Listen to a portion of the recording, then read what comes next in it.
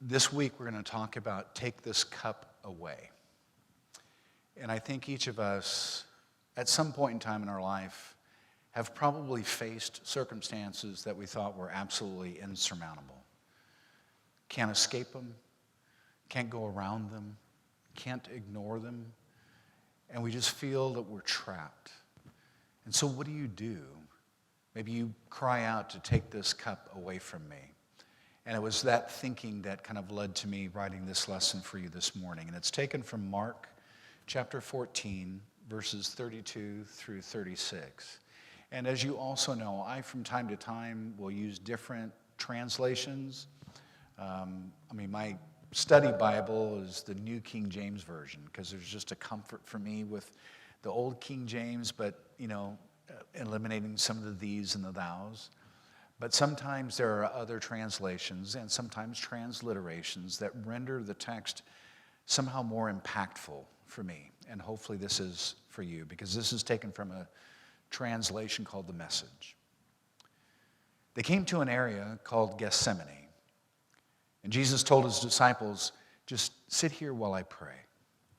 He took Peter and James and John with him, and he plunged into a sinkhole of dreadful agony.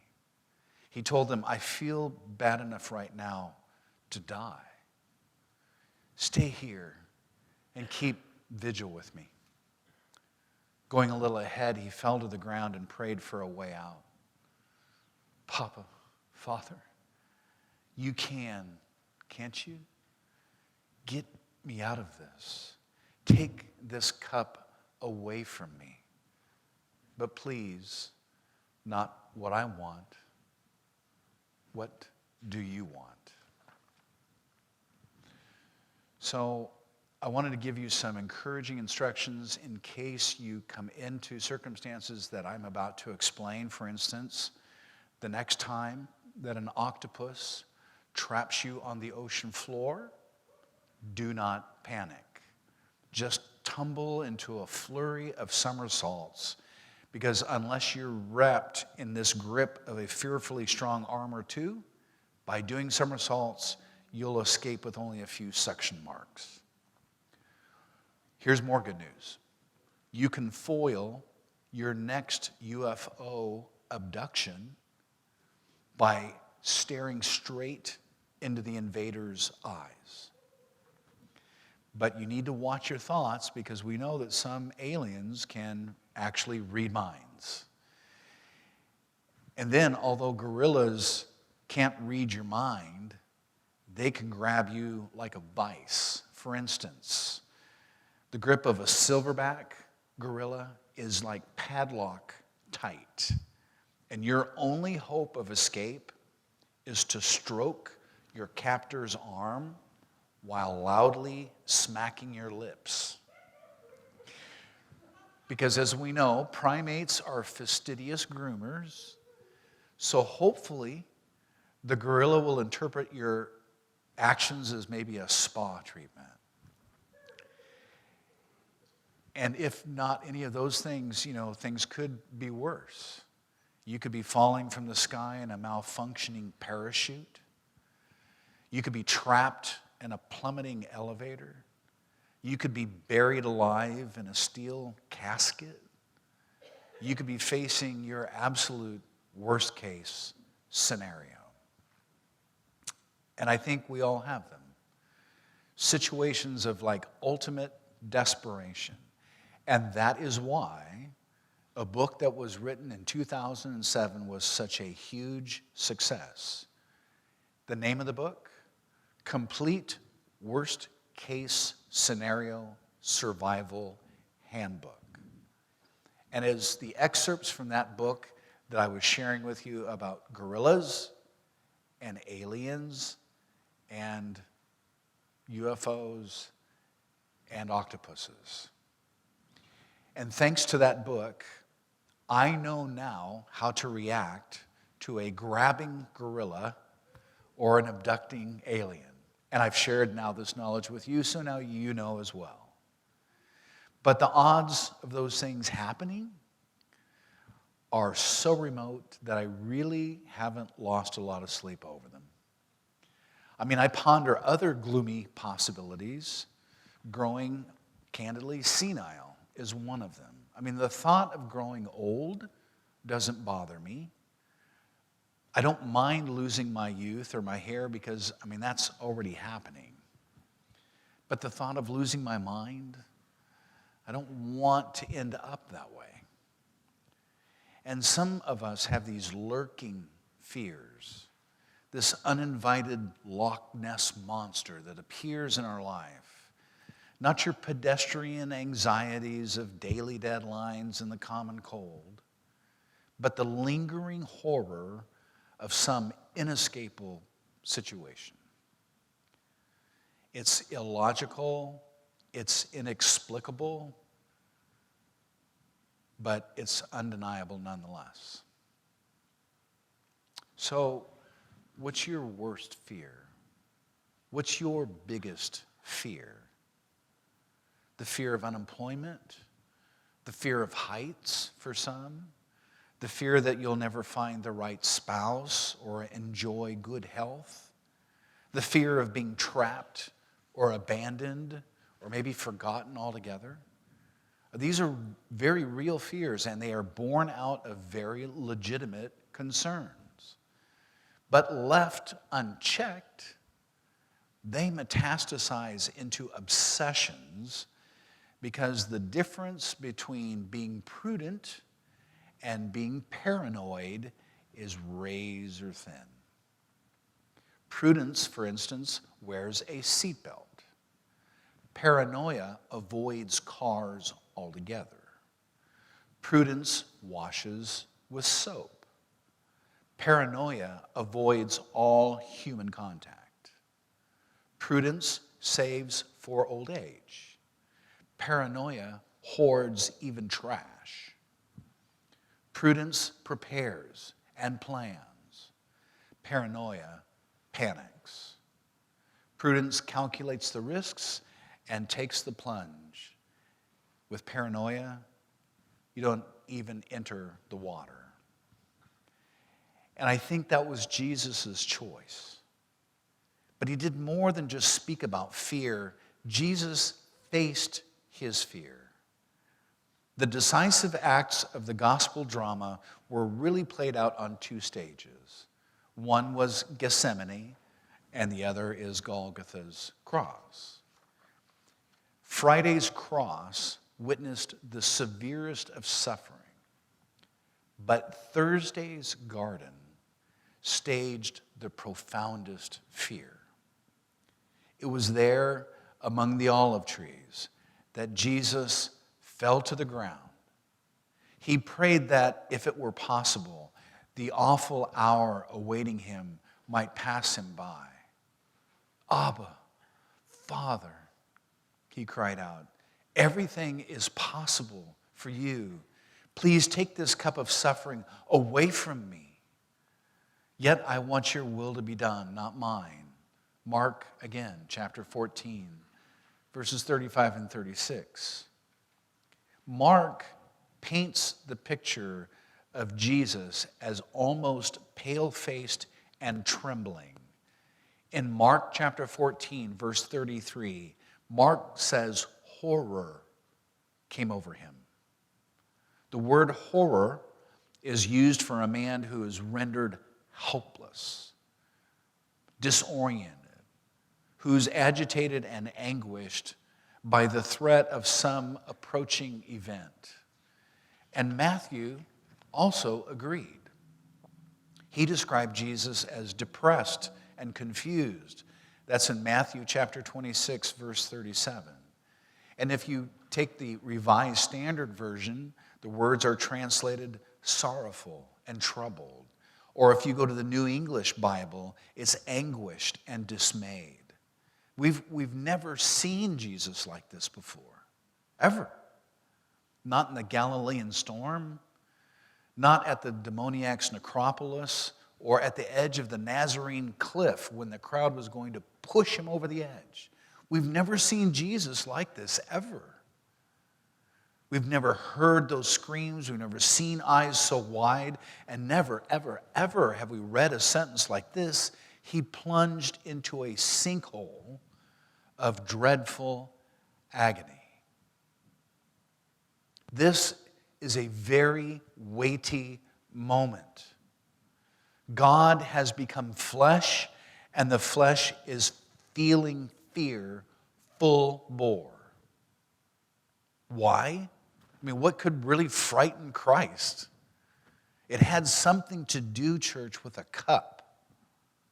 Please take this cup of suffering away from me. Now, cup in biblical terms is more than just a drinking utensil. Cup has always been equaled with God's anger, his judgment, and his punishment. When God took pity on the apostate Jerusalem, he said in Isaiah chapter 51, verse 22, "See, I have taken out of your hand the cup that made you stagger, the goblet of my wrath."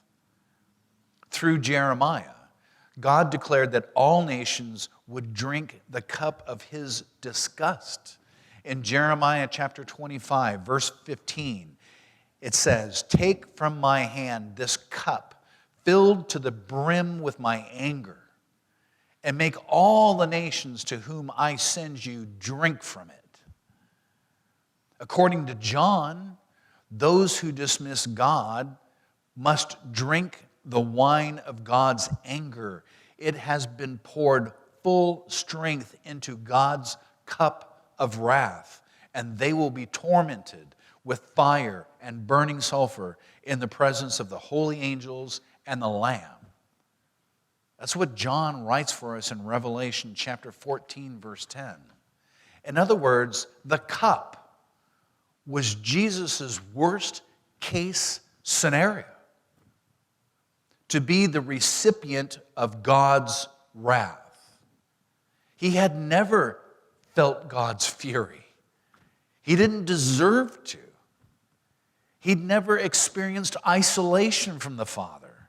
The two had been one for eternity. He'd never known physical death because he was an immortal being. Yet within a few short hours, Jesus would face all of them. God would unleash his sin-hating wrath on his sin-covered Son. And Jesus was afraid, deathly afraid. And what he did with his fear shows us what to do with our own. He told his followers in Matthew chapter 26, verse 36, "Sit here while I go and pray over there." But one prayer for Jesus wasn't enough. It says in verse 42, again, a second time he went and prayed. Verse 44, and prayed the third time, saying the same words. He even requested the prayer support from his friends. In verse 41, he told his disciples, "Stay awake and pray for strength." I mean, he was urging them to get involved with him. Jesus faced his ultimate fear with a very simple, honest prayer. Unfortunately, for so many of us, we prescribe words for prayer. We have places for prayer. We have clothing for prayer. We have postures for prayer. We have durations and intonations and incantations. Yet, Jesus' garden appeal had none of that. It was brief. 26 English words total. It was straightforward. Please take this cup of suffering away. And it was trusting. Yet I want your will to be done, not mine. So it's really low on slick and very high on being authentic. Less silver-tongued saint in the sanctuary, more like a frightened child in a father's lap. And maybe that's the answer. Jesus' garden prayer was somewhat akin to a child's prayer. Abba, he prayed, using the homespun word at the time for what a child would use scampering up onto the lap of his papa. And anyone can pray from that perspective. Prayer is the practice of sitting calmly in God's lap, placing our hands in His, and asking God to take this cup away. This cup of disease, this cup of betrayal, this cup of financial collapse, this cup of joblessness or conflict or even senility. Prayer, church, is not complicated. It was never intended to be complicated. And such a simple prayer equipped Jesus Christ to stare down the deepest of his fears, and that was momentary abandonment by God the Father, from whom he had never been separated. And you know, church, we would do well to maybe model the same thing. You know, fight your dragons, whatever they may be, in Gethsemane's garden like Jesus did. Those persistent, those ugly villains of the heart, talk to God about them. I mean, something like, I have to fly on a plane tomorrow, Lord, and I can't sleep for fear that some terrorist will put a bomb on board and blow the plane out of the sky. Please remove this fear. Or the bank just called and is about to foreclose on our house. God, what's going to happen to my family? Teach me to trust you. Or maybe something like, I'm scared, Lord. The doctor just called and the news is not good. You know what's ahead for me. I'm going to just give my fear to you. I mean, be specific with whatever your fear is. Call it out. Name it. Be specific in talking to your papa. Identify what this cup is and then talk to God about it. Because putting your worries into words, I think, helps disrobe the problem. Because logic doesn't talk fear off the ledge or onto the airplane. Well, then what does? How can we avoid that towel in the ring surrender at a boxing match that is our life in this contest with the enemy? You see, by pulling back the curtain of those fears and exposing them, you just do that for each and every one of those fears. And like vampires, they can't stand up to the sunlight. Financial fears, relationship fears, professional fears, safety fears, just call them out in prayer. Most of you have probably seen The Wizard of Oz. Am I right? Remember the scene where the wizard is standing behind the curtain and Toto pulls the curtain aside and you see who's standing behind the curtain? It's not the great, powerful Oz. It's this little guy pulling a bunch of levers. And it took away the mystique of what previously had been perceived as being this insurmountable, all-powerful individual. Your fears are just like that. If you can expose them for what they are, you find that perhaps the fear that you have in your head is not as insurmountable as you might think. If we would just drag them out of our mind by the hand and make them stand before God and take their just comeuppance, maybe that's the way to deal with fear. Jesus made his fears public.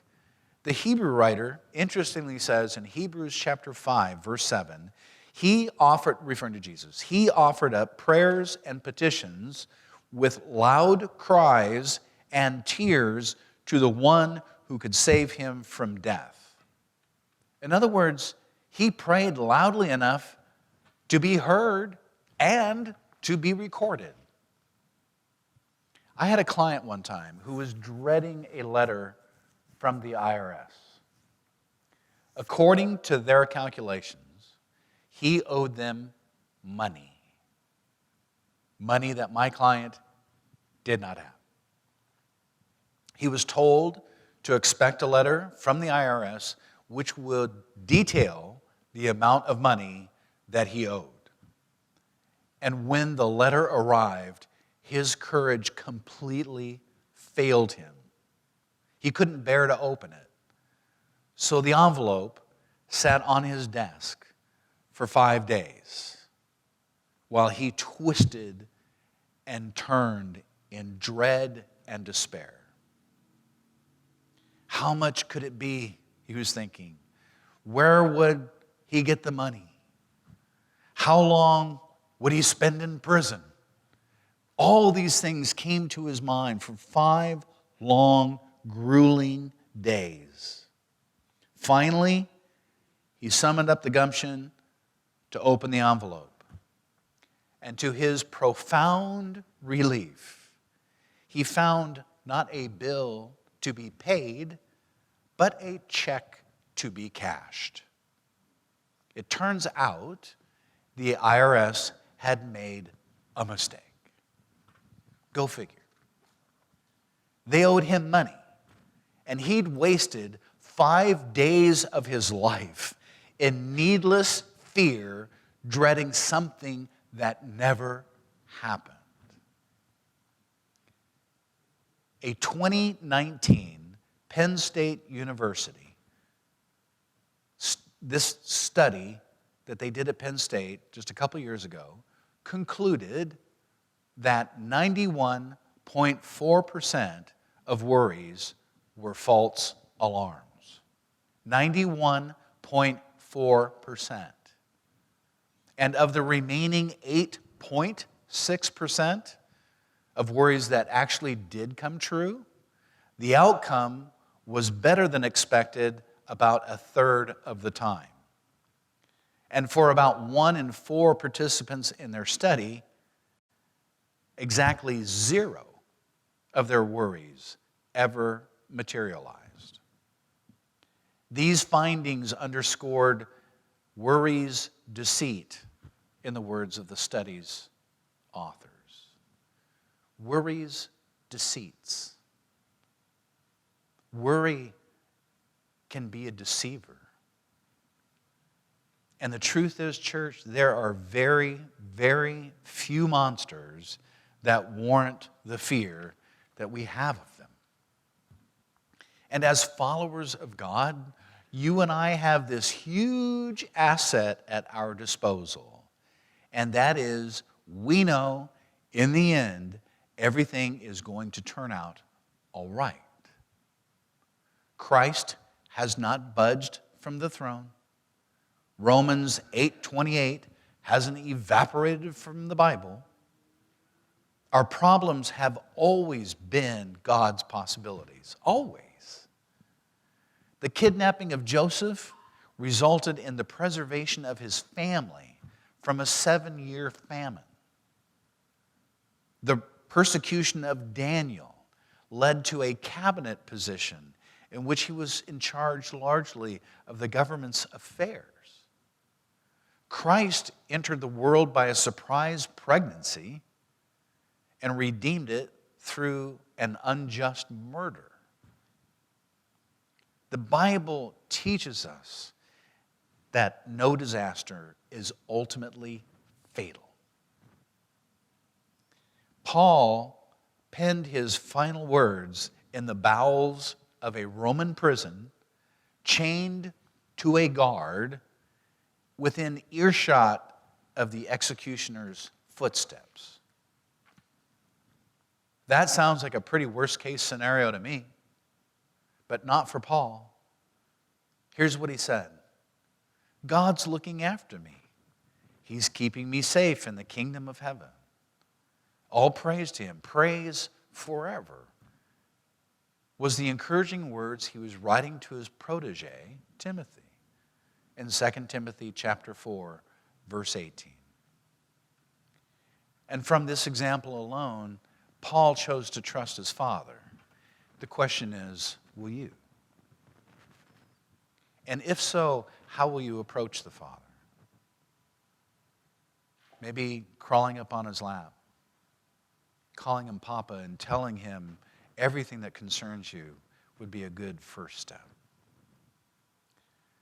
So church, so many of the things that we get wound up about and fear and anxiety ridden, statistically, if you believe the Penn State University study, 91.6 of those things don't happen. And of the 8.6, a third of them are going to turn out better than you think. And for a quarter of that 8.6, they'll never happen at all. So put your trust in God's hands. Jesus did. He met his most greatest fear, this separation from his Father, by reaching out to the Father and talking to him and praying to him. I don't think it was very eloquent. It was 26 words. It was persistent. He said it 3 times. He invited others to share with him, his best friends. And ultimately, God punished his Son on the cross because he was carrying our sins for our salvation. So you could say, well, that was a horrible death, and it was. And yet, in the big picture of things, only through the sacrifice of Jesus Christ could we have the opportunity to have eternal life with God forever. So despite the fact that maybe Jesus feared that separation, he knew that in his Father's will, ultimately that had to have been done. And so, he turned to God in prayer. He allowed God to do what God had intended from before the creation of the world. And now Jesus sits at the right hand of the Father, acting as our advocate, explaining to God the fears that we might have too. So this week, church, give them to God. Crawl up on his lap. Call him Papa. Articulate what it is that you fear and let him work in your life.